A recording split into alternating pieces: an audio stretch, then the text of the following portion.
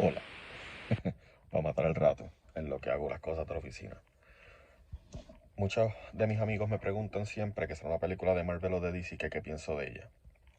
Y la respuesta empieza con esto. Bueno, no es como el cómic, pero... Y si eres fan de los cómics sabes a lo que me refiero. Y si no, pues vas a tener por fin la respuesta.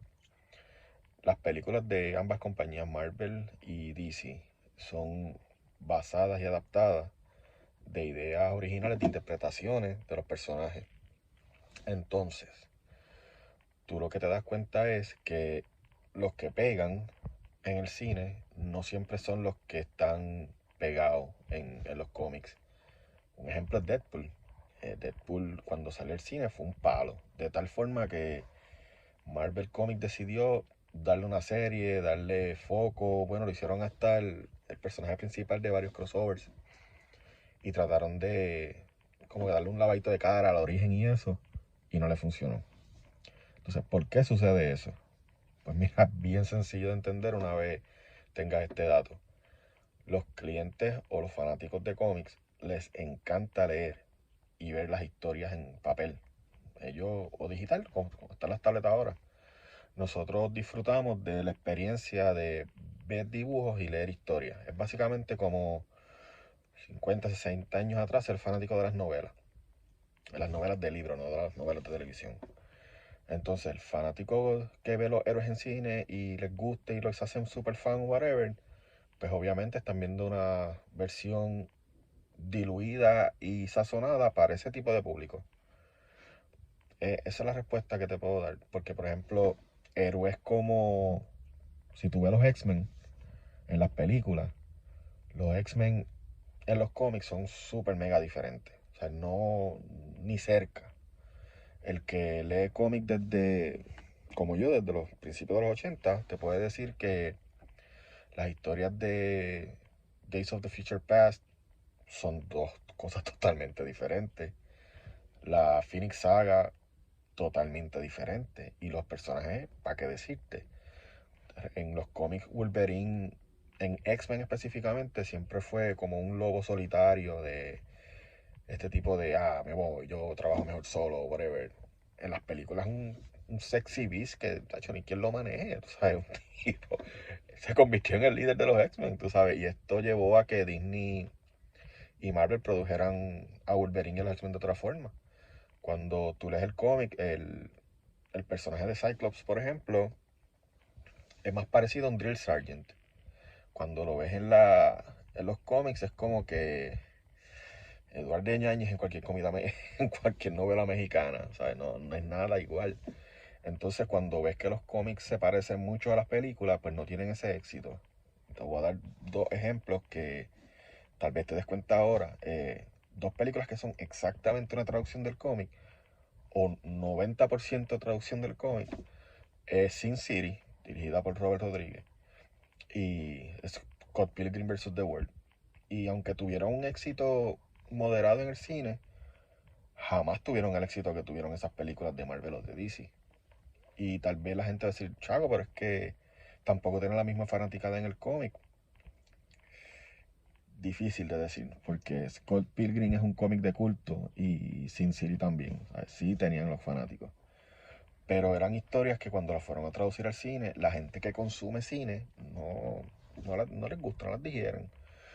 Otro ejemplo es adaptaciones del manga, ¿sabes? Y Estados Unidos las mata. Ghost in a Shell, este tipo de cosas así.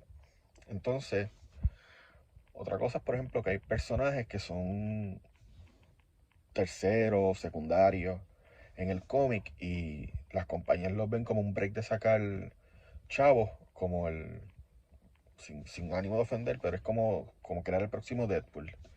Cuando Deadpool, antes de que Deadpool saliera en película, eso es lo que era Deadpool, un personaje secundario, cuidadoso y terciario en cómics de X-Men y especialmente creo que Wolverine y X-Factor.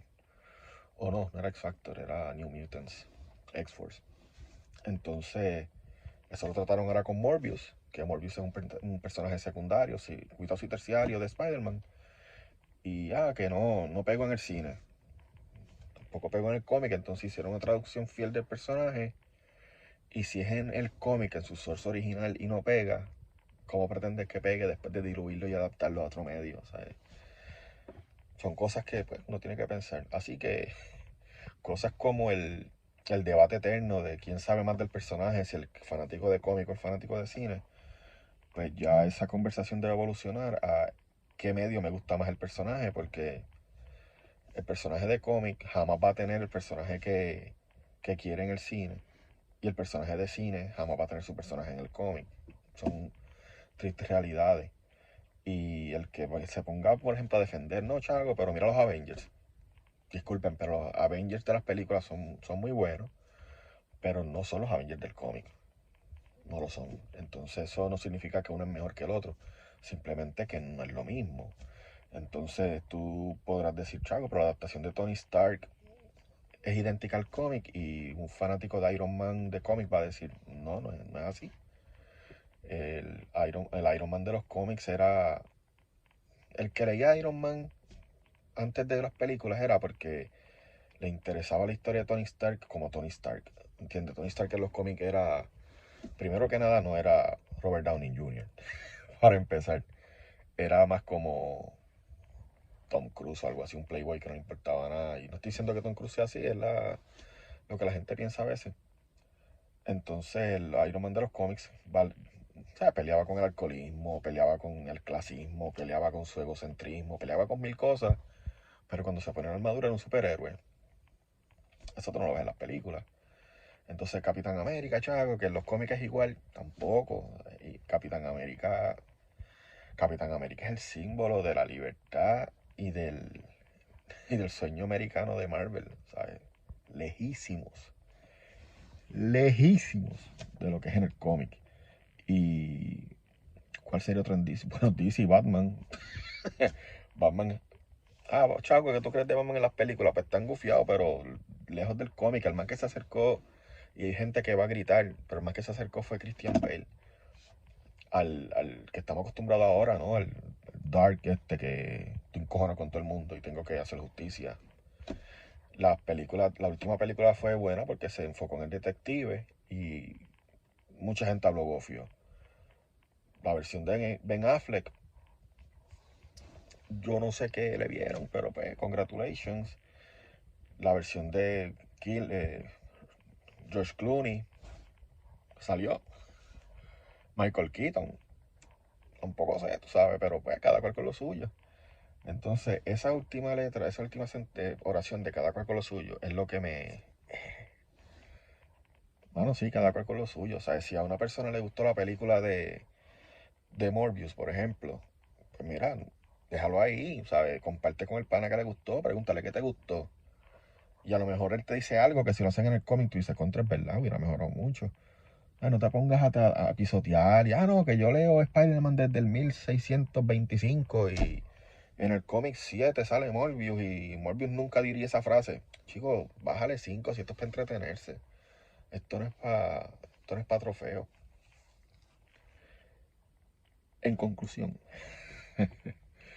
las películas de Marvel y DC son simplemente adaptaciones diluidas de los personajes que leemos en los cómics. No van a ser idénticos, jamás, jamás. Ni con el mayor budget del mundo.